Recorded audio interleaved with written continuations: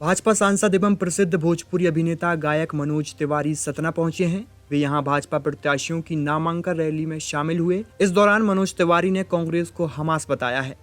भाजपा सांसद मनोज ने विपक्ष पर निशाना साधते हुए कहा कि कांग्रेस आतंकवादियों का सपोर्ट कर रही है और उनके हमास बहुत जगह अपनी जड़ें जमा रहे हैं। कांग्रेस मतलब हमास आतंकियों का पैरोकार और सनातन धर्म को नष्ट करने की साजिश रची जा रही है। मनोज तिवारी ने आगे कहा कि लेकिन मध्य प्रदेश की जनता हमास की सरकार नहीं बनने देगी। इस मध्य प्रदेश को कांग्रेस ने किस तरह रुलाया था ये कोई नहीं भूला है। रैली में मनोज तिवारी ने पब्लिक डिमांड पर गीत भी गाए। राहुल गांधी पर तंज कसते हुए मनोज तिवारी ने कहा कि मध्य प्रदेश में हम जहां लाडली बहनों का ख्याल रखते हैं वहीं कांग्रेस को सिर्फ एक लाडला का ख्याल होता है। का आरक्षण सवर्णों को भी दिया और उनको कहा कि भाई आप दूसरे किसी कम्युनिटी के हक को मत खत्म करो, लेकिन आपको भी हक मिलेगा।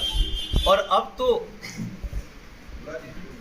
जब हम बात मातृ वंदना की कर रहे हैं, क्या राहुल गांधी इस बात का जवाब दे सकते हैं कि वो 4 बार महिला आरक्षण बिल ला के क्यों गिरवाते रहे सदन में? आज हम गर्व से कह सकते हैं कि नरेंद्र मोदी जी के नेतृत्व में, बीजेपी के नेतृत्व में हमने महिला आरक्षण बिल भी लागू कर दिया है, पास कर दिया है और उसको विद इन 2 ईयर्स 2026 तक हम लोग कौन सीट महिला कौन सीट पुरुष इसका एक जो सुप्रीम कोर्ट के रिटायर्ड जज करते हैं उनके नेतृत्व में उसको दे करके और इस देश की महिलाओं को 33% आरक्षण दे दिया। तो ये सारी चीज बहनों को भी तो पता चल रहा होगा। देखिए सीधी सी बात है, ये लड़ाई धर्म और अधर्म की। अधर्म माने कांग्रेस, धर्म के रास्ते पे, धर्म मतलब हिंदू मुसलमान मत समझिएगा, धर्म अधर्म, अधर्म के रास्ते पे कांग्रेस है। वो कभी कभी जनता को गुमराह करने की कोशिश करती है, लेकिन जब सत्ता में आती है तो क्या होता है, वो हमास का सपोर्ट करती है।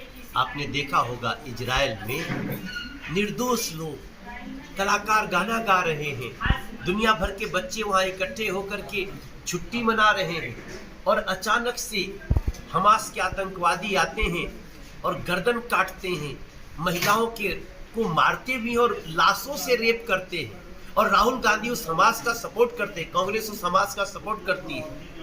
भारतीय जनता पार्टी, देश की सरकार, नरेंद्र मोदी जी खुल करके इजराइल के साथ है, दुनिया इजराइल के साथ है, लेकिन कांग्रेस किस साथ देती है? हमास का। आज हमारे देश का मुसलमान भी कहता है कि दुनिया का सबसे सुरक्षित अगर कोई देश मुस्लिम के लिए भी है तो वो है भारत।